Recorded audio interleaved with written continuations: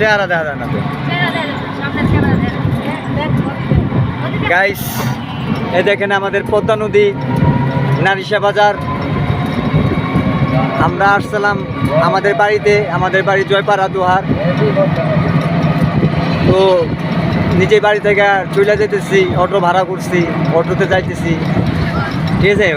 মুন্সিগঞ্জ যাইতেছি, আমরা মুন্সিগঞ্জ টঙ্গিবাড়ি থানায় থাকি। আর দুহার জয়পাড়া হলো আমার নিজের বাড়ি। আমরা ঈদের ছুটিতে আসছিলাম, আমার 2 ছেলে, শ্বশুর শাশুড়ি, স্ত্রী নিয়ে আসছিলাম বেড়াইতে নিজের বাড়িতে। খুব কষ্ট লাগতেছে, নিজের বাড়ি ছেড়ে চলে যেতেছি। আপনারা সবাই দোয়া করবেন। আর ঠিক আছে, সবাই, আমিও দোয়া করি আপনারা সবাই ভালো থাকেন, সুস্থ থাকেন। এই যে আমরা এক ভাইয়ের নিয়ে যাইতেছি নিমতলি, জয়পাড়া বাজার থেকে নিমতলির অটো ভাড়া করছি। দেখেন আমাদের গ্রাম অঞ্চলটা কি সুন্দর, রাস্তার 2 ধারে বাড়ি, গাছগাছলা, আম গাছ, কাঁঠাল গাছ, ফলের গাছগুলো আছে।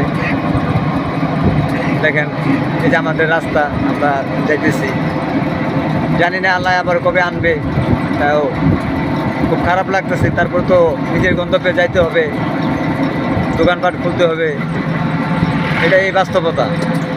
মানুষ নিজের পেটের দায়ে কাজের জন্য অনেক জায়গায় যা থাকে। দেখছেন আমাদের গ্রামটা কি সুন্দর, ভেরি নাইস।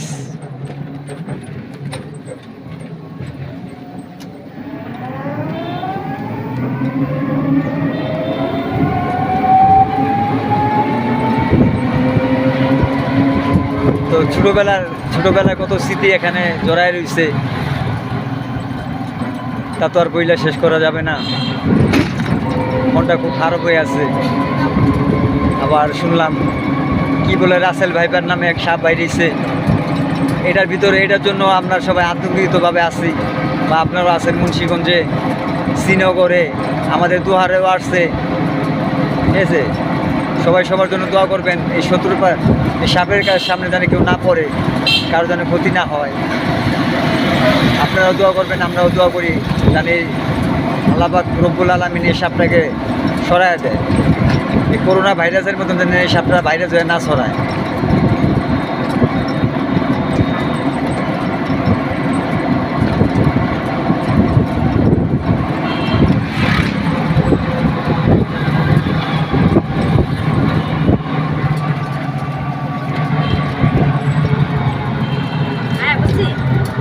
কি আর